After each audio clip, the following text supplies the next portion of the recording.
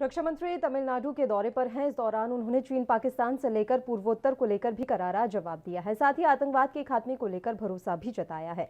तो वहीं पाकिस्तान को लताड़ लगाते हुए कहा कि पड़ोसी देश पाकिस्तान 2 युद्ध हारने के बाद भी प्रॉक्सी वॉर का सहारा ले रहा है और आतंकवाद उसकी राजनीति का एक अभिन्न अंग बन गया है।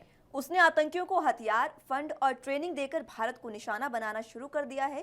साथ ही कहा कि अगर भारत और पाकिस्तान के बीच आज सीजफायर सफल होता है तो ये हमारी ताकत के कारण होगा। पाकिस्तान के अलावा राजनाथ सिंह ने चीन को भी करारा जवाब दिया। उन्होंने कहा कि भारत चीन सीमा गतिरोध के दौरान जब चीन सेना आगे बढ़ने की कोशिश कर रही थी तब उस दौरान मैंने लगभग 11 बजे सेना प्रमुख से बातचीत की थी। हमारा देश आजाद हुआ है, भारत के रहने वाले लोग अच्छी तरह परिचित हैं। तब से बहुत सारी विरोधी ताकतों का हमको सामना करना पड़ा है। जब से आजाद हुआ है तब से सिक्योरिटी फ्रंट पर हम चैलेंजेस को झेल रहे हैं। वे किसी न किसी माध्यम से देश के भीतर एक अनस्टेबिलिटी, अस्थिरता पैदा करने की वो बराबर कोशिश करते हैं। पिछले 75 ईयर्स के हिस्ट्री को उठाकर आप देखें इस भारत के, तो लगता है मुझे कि ये सब चैलेंजेस हमको विरासत में मिले हुए हैं। जैसे परमात्मा को यह मंजूर रहा हो कि हम भारत को आजादी दे रहे हैं तो आजादी के साथ साथ भारतवासियों के लिए हम चैलेंजेस भी देंगे। इसीलिए मैंने कहा लगता है हमको ये विरासत में मिले हुए। शुरुआत में ही देश की आजादी का जश्न अभी खत्म नहीं हुआ था, उसी जश्न में हम डूबे हुए थे कि 1948 में हमारे पड़ोसी देश के कबायलियों ने जम्मू कश्मीर पर हमला बोल दिया। हमारी सेनाओं ने अपने पूरे पराक्रम का परिचय देते हुए उन्हें गहरी शिकस्त दी थी और हमले को पूरी तरह से नाकामयाब कर दिया था। लेकिन फिर भी हमारे पड़ोसी, उस पड़ोसी का नाम मैं नहीं लेना चाहता, उस हमारे पड़ोसी के ऊपर कोई असर नहीं पड़ा और आज भी देश के भीतर अशांति पैदा करने की कोशिश उसके द्वारा की जाती है।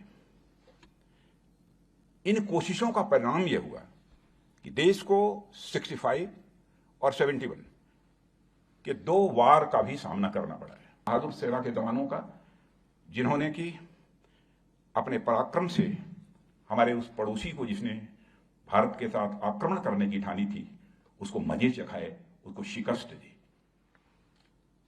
इन दोनों युद्धों की हार में स्वाभाविक है कि हमारे उस पड़ोसी का मनोबल गिरा है और वह भी समझ गए हैं कि भारत के साथ फ्रंट वार करना अब उनके बस की बात नहीं है।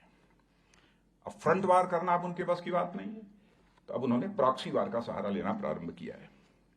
आतंकवाद अब उनकी स्टेट पॉलिसी का एक पार्ट बन गया है, अभिन्न अंग बन गया है और उसने आतंकवाद का पूरा सहारा लेना शुरू किया है और आतंकियों को हथियार देना, पैसे और ट्रेनिंग देना और भारत को निशाना बनाना, केवल यही लक्ष्य रह गया है। और देश के सामने आने वाली चुनौतियों के पैराडाइम में यह मैं एक छोटा बदलाव नहीं मानता हूं, बल्कि यह मैं मानता हूं कि बड़ा बदलाव था।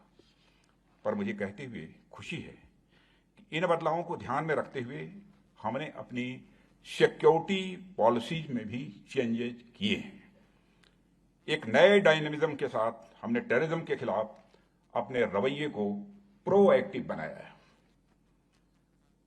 विगत कुछ वर्षों से हमारे पड़ोसी के साथ सीज फायर का यह समझौता चल रहा है।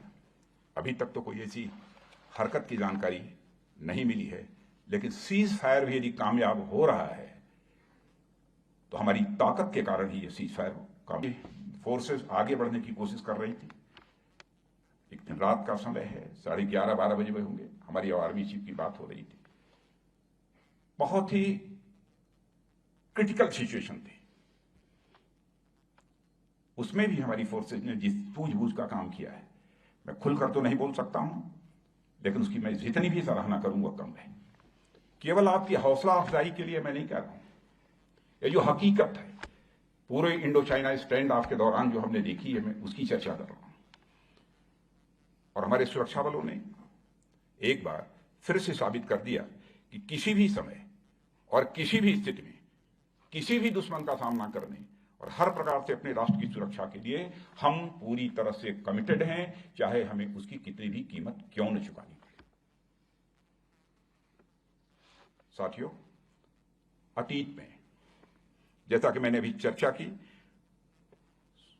जो हमारे सिक्योरिटी चैलेंजेस होते हैं उनके दो एस्पेक्ट्स हैं, दो पहलू हैं।